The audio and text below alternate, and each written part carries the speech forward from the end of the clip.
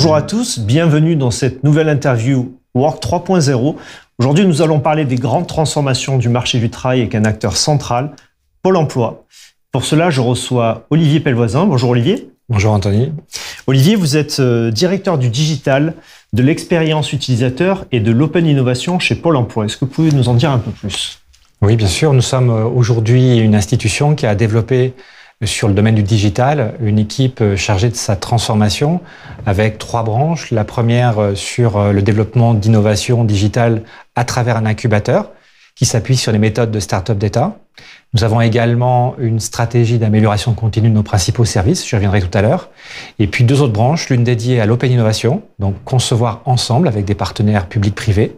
Et la dernière autour de l'écoute utilisateur, autour du design inclusif, de la vision usagée, et qui est aujourd'hui porteuse de développement pour faciliter l'accès à nos services. D'accord. Alors c'est très intéressant parce qu'évidemment tout le monde connaît Pôle emploi. Vous l'abordez justement sous l'angle du digital pour justement incuber, déployer des nouvelles solutions. Est-ce que vous pouvez nous aider à redéfinir un peu cette mission du Pôle emploi dans ce prisme digital ? Alors Pôle emploi aujourd'hui sur le domaine digital qui est le mien, c'est tous les mois 40 millions de visiteurs sur pôle emploi.fr, 40 millions sur nos 2 applications phares que sont Mes offres et Mon espace, et sur une 3e application qui s'appelle Ma formation, et c'est presque entre 600 et 700 000 visites par mois sur l'Emploi Store, qui est une marketplace de l'emploi, pas encore assez connue, où on retrouve plus de 250 services publics, privés, dédiés à la recherche d'emploi, à la recherche de vocation, à la création d'entreprise, bref, tout ce qu'on a besoin pour trouver un emploi. Et puis on a une dimension IT, une dimension Open Innovation, qui est pôle emploi.io, qui lui comporte le catalogue d'API, qui comporte la capacité pour une start-up de se référencer pour se faire connaître auprès de nos services, et qui comporte désormais tout ce qui est partage d'expérience au niveau IA pour Pôle emploi. On a aussi un domaine, pour terminer, institutionnel avec pôle emploi.org, qui donne les grandes lignes directrices de notre stratégie et de notre vision sur le marché de l'emploi français. Alors quels sont aujourd'hui justement les grands défis de Pôle emploi ? Donc, d'un point de vue stratégique, nous en avons 3 pour cet exercice 2023. C'est notre feuille de route. Le premier, et je pense sans surprise, c'est de lutter contre les tensions dans les recrutements. Nous avons à date plus d'1 million d'offres disponibles sur notre site web et notre application. Et aujourd'hui, vous l'entendez dans la presse, dans des reportages récurrents, nous avons sur différents domaines des difficultés de recrutement. Donc Pôle emploi s'engage de manière novatrice à changer les modalités de recrutement, à ouvrir de nouveaux possibles. Et j'aimerais partager là 2 exemples concrets. Le premier, c'est la méthode de recrutement par simulation, une méthode qui a été développée par Pôle emploi et qui fonctionne depuis de nombreuses années, mais que nous mettons à l'échelle aujourd'hui, et qui consiste à donner la possibilité aux entreprises de recruter sans CV, sur la base effectivement d'habiletés, qui sont détectés et transposables à différents métiers et qui permettent d'ouvrir les possibles dans le recrutement. Ça, c'est un premier exemple concret. Le deuxième exemple concret, il est dans le domaine de la découverte des métiers et l'ouverture des entreprises à découvrir des profils atypiques, à leur permettre de venir vous prouver, à vous recruteurs, qu'ils sont capables d'intégrer vos entreprises. On le fait avec une plateforme unique en France, co-construite avec la DINUM, avec la DGEFP qui s'appelle Immersion Facilitée, et qui référence toutes les entreprises qui sont OK pour ouvrir à travers une séquence d'1 ou 2 semaines leur entreprise pour recevoir ce candidat. Il le fait via un dispositif prévu au Code du travail qui s'appelle la PMSMP. Alors c'est un peu technique, mais le Code du travail permet pour des emplois d'être pendant 5, 10, plus s'il est nécessaire en entreprise avec un statut déclaré. Et pendant cette séquence, le Demandeur d'emploi peut soit valider son projet de reconversion, soit faire la preuve qu'il a le potentiel pour intégrer l'entreprise et par la suite, avec Pôle emploi, construire son parcours de formation. À l'heure où 70% des métiers vont changer et que la transformation, les mouvements entre l'offre et la demande vont être énormissimes, ces outils qui permettent de découvrir des profils atypiques et ensuite de les former nous semblent effectivement décisifs et connaissent un grand succès. Mais c'est un défi énorme, en effet, oui, pouvoir répondre à ces nouveaux enjeux. Ça, c'est le premier défi. Le deuxième, il va porter sur l'amélioration continue de nos accompagnements. C'est un défi que nous nous sommes fixés. Nous avons lancé la dernière le contrat d'engagement jeune. Donc, on va intensifier notre accompagnement auprès des jeunes. C'est vraiment un gisement de compétences pour l'alternance, pour nos entreprises aujourd'hui. Donc, on a voulu renforcer dans le cadre du plan gouvernemental, donc le domaine accompagnement, renforcement. Et puis, le troisième domaine, c'est toujours améliorer l'information. Pourquoi ? Parce que nous avons différents services, nous avons différents droits. Et en permanence, nous sommes effectivement sur l'objectif que ces droits soient connus, qu'ils soient effectivement mobilisés au juste moment et qu'ils permettent par ricochet, d'agir sur la priorité numéro 1, donc améliorer l'insertion et donc réduire les tensions. Donc il y a un enjeu assez énorme en termes d'information, de communication, d'évangélisation pour faire connaître tous ces nouveaux dispositifs. Tout à fait. En fait, nous avons des services, lorsqu'ils sont utilisés, qui sont appréciés, reconnus.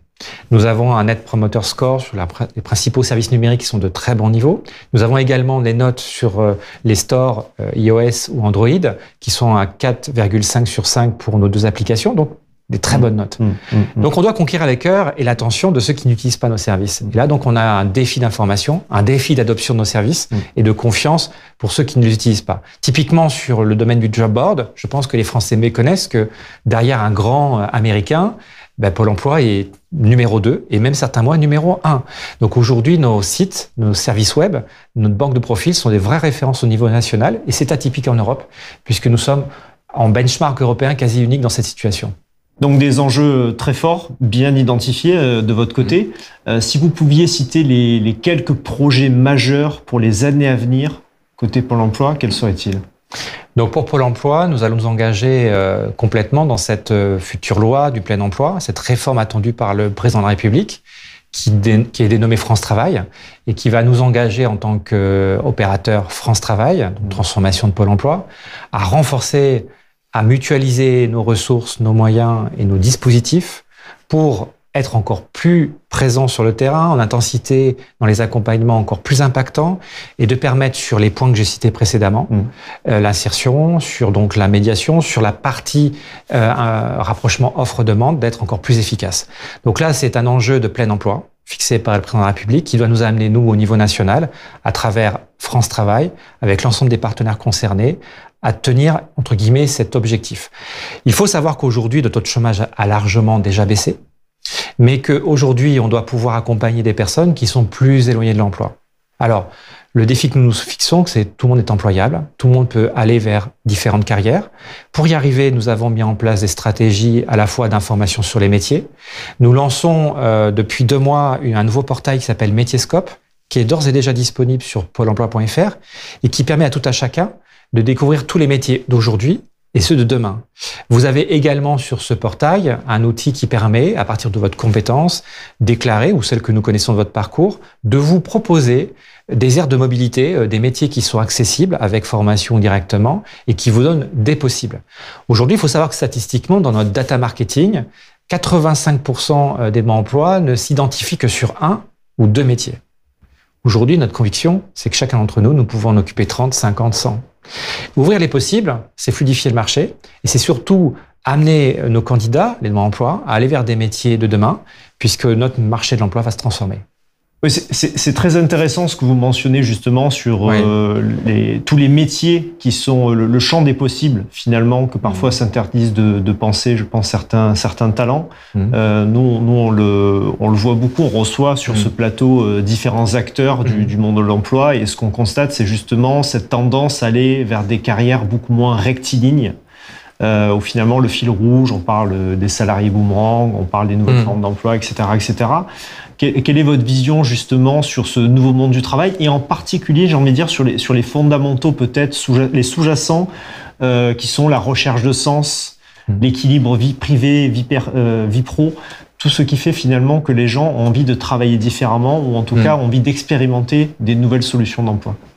Je pense que de par mon expérience de 30 ans du domaine, que jamais le marché de l'emploi français, voire mondial, est soumis à une révolution, je pense, qu'on n'a jamais connue par le passé. Pourquoi ? Parce qu'on a 4 dimensions aujourd'hui qui agissent et qui arrivent en même temps et qui modifient ce marché de l'emploi. La première, elle est technologique. Je pense que l'IT accélère à une vitesse exponentielle. Sur l'IA, récemment sur des technologies LLM, ChatGPT, on a même vu les majeurs demander une pause. L'accélération technologique qui va modifier de nombreux métiers, en faire disparaître certains, en créer d'autres. Je pense qu'au final, nous faire gagner sur nos sociétés occidentales un impact intéressant. La dimension également ensuite sociétale, issue des différents confinements. Une évolution sociétale aussi au niveau du positionnement du travail dans la vie personnelle, vous l'avez évoqué. Donc ça, c'est le deuxième impact. Le troisième, il est démographique par rapport à nos sociétés européennes et leur vieillissement. Et puis le dernier, il est également économique, puisqu'aujourd'hui, avec le coût de la vie, les évolutions que vous connaissez, la dimension ressources, la dimension projet global à ce niveau-là est aussi importante. Donc dans ce contexte-là, nous pensons aujourd'hui que l'opérateur actuel Pôle emploi, demain France Travail opérateur, aura un rôle clé d'information, un rôle clé d'écoute de ces différentes attentes pour y répondre et pouvoir modéliser à travers son système de job board, de mission de banque de profil, employeur, candidat, le bon modèle qui vous convient. Dans le cadre de notre innovation, on a déjà testé le recrutement sur les valeurs. Dans le cadre de notre innovation, je l'ai déjà évoqué, on a déjà testé le recrutement sans CV, mettant en avant les soft skills, demain potentiellement les math skills, permettant aussi une autre approche de la personnalité.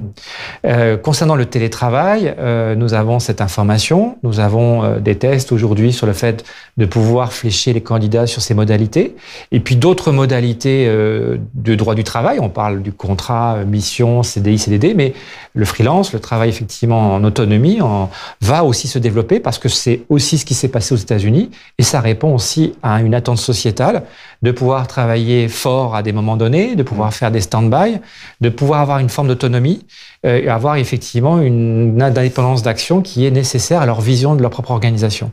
Donc un marché de l'emploi dans lequel France Travail, opérateur, devra écouter les attentes, offres et demandes et permettre tous les outils qui permettent de rapprocher ces deux mondes. Ce qui est intéressant quand on vous écoute, Olivier, c'est que vous avez aussi un benchmark finalement assez mondial de la façon dont vous regardez les tendances. Vous parlez de ce qui se passe aux États-Unis, de ce qui se passe en Europe, et notamment de ces nouvelles pratiques que vous déployez, comme le fait de recruter sans CV, ce qui peut paraître un petit peu éloigné finalement des standards ou de la culture franco-française, où souvent on pointe du doigt la façon un peu balisée d'accéder à l'emploi. Et on compare souvent aux États-Unis où là, pour le coup, on peut être davantage amené à changer de carrière, on peut être beaucoup plus optimiste sur le fait de pouvoir entreprendre. Est-ce que vous pensez que la société française aussi évolue par rapport à tout ça et que du coup, ça crée de nouvelles opportunités pour les nouveaux arrivants sur le marché du travail? Je pense que notre société évolue. Je pense souvent, dans notre société française, on a tendance à s'auto-flageller ou à voir que ceci ne marche pas. Moi, je suis très fier d'être français et pour intervenir régulièrement avec mes collègues de l'international en Europe et ponctuellement sur le continent américain, on se rend compte qu'on est plutôt en avance sur notre manière d'aborder le marché de l'emploi et sur tous ces sujets novateurs que j'ai pu évoquer avec vous. Donc, on est plutôt en situation de partager nos avancées qu'inversement. Reste que ce bench international nous amène quand même à constater que sur certains domaines, on peut aller encore plus loin et sur nos voisins scandinaves, par exemple, et sur les Nord-Américains, vous évoquez effectivement certains points qu'ils ont déjà déployés. Je prends un exemple concret. Des grands groupes américains ont supprimé l'entretien d'embauche, qui est dans notre culture européenne pas tout à fait, entre guillemets, installé. Ils basculent directement sur la dimension immersion d'entreprise que j'ai évoquée précédemment dans Innovation. Et donc, un grand groupe, une compagnie aérienne, je ne vais faire pas de publicité, américaine, ben, ils ont supprimé l'entretien. Vous postulez en mettant en avant vos soft skills, vos compétences techniques transférables, et vous basculez directement sur une immersion sur poste. Ce qui veut dire que dans cette évolution-là, on se dit, après tout, l'entretien pourrait bloquer et mettre des freins à prendre un pari sur cette compétence. Mettons-le tout de suite dans un cadre légal sur le terrain et on va voir comment il s'adapte. Donc, je pense qu'on a encore des évolutions. Nous, Français, on peut évoluer. Celui-ci en fait partie.